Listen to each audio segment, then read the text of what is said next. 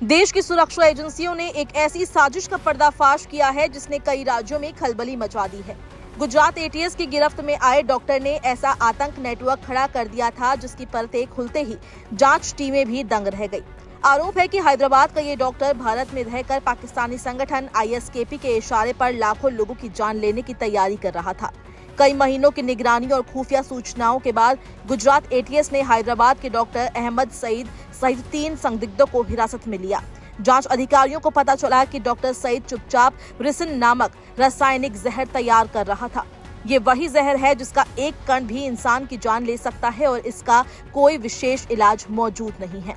चौंकाने वाली बात यह है कि सईद इस जहर को मंदिरों के प्रसाद, पेयजल और अन्य सार्वजनिक स्थानों की खाद्य चीजों में मिलाकर बड़े पैमाने पर जनसंहार की साजिश रच रहा था।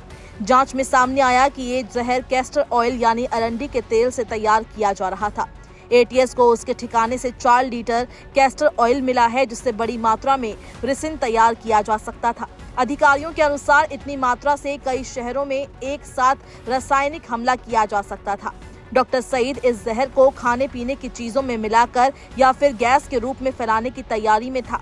डॉक्टर सईद परिवार में सबसे छोटा है। वो मेडिकल की पढ़ाई के बाद परिवार को यही बताता रहा कि वो गुजरात में कोई व्यापार कर रहा है।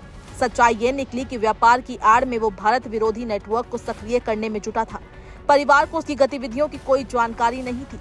सबसे बड़ा खुलासा ये हुआ कि सईद और उसके 2 साथी आजाद शेख और मोहम्मद सलीम खान लंबे समय से पाकिस्तान आधारित आईएसकेपी के संपर्क में थे। एटीएस की जांच में पता चला कि सईद की नियमित बातचीत पाकिस्तानी हैंडलर अबू खलीजा से होती थी। इसी हैंडलर के निर्देश पर उसने पाकिस्तान से ड्रोन के जरिए राजस्थान सीमा पर 3 पिस्तौल और 30 जिंदा कारतूस मंगवाए थे। इन्हीं हथियारों की खुफिया सूचना के आधार पर एटीएस ने जाल बिछाया और जैसे ही हथियार लेकर वो लौट रहा था, उसे रास्ते में गिरफ्तार कर लिया गया। पूछताछ के दौरान उसने अपना गुनाह कबूल कर लिया। एटीएस ने डॉक्टर के फोन और अन्य डिवाइस की तकनीकी जांच की। करीब 1 साल पुराने कॉल रिकॉर्ड, चैट और लोकेशन डेटा सामने आए, जिनमें दिल्ली, लखनऊ और अहमदाबाद के कई संवेदनशील इलाकों की रेकी का प्रमाण मिला। इनमें सरकारी भवन, व्यस्त बाजार और सार्वजनिक स्थल शामिल हैं। अधिकारियों के मुताबिक सईद नए सदस्यों को जोड़ने, धन जुटाने और नेटवर्क फैलाने के निर्देश भी ले रहा था। रिसिन बनाने की प्रक्रिया का प्रारंभिक चरण पूरा हो चुका था और उपकरण भी जुटा लिए गए थे। एटीएस सूत्रों का कहना है कि ये मॉड्यूल उसी तरह का हमला करने की तैयारी में था जैसे कुछ साल पहले जर्मनी में राइसिन का इस्तेमाल कर रचा गया था। हालांकि उस साजिश को समय रहते रोक लिया गया था।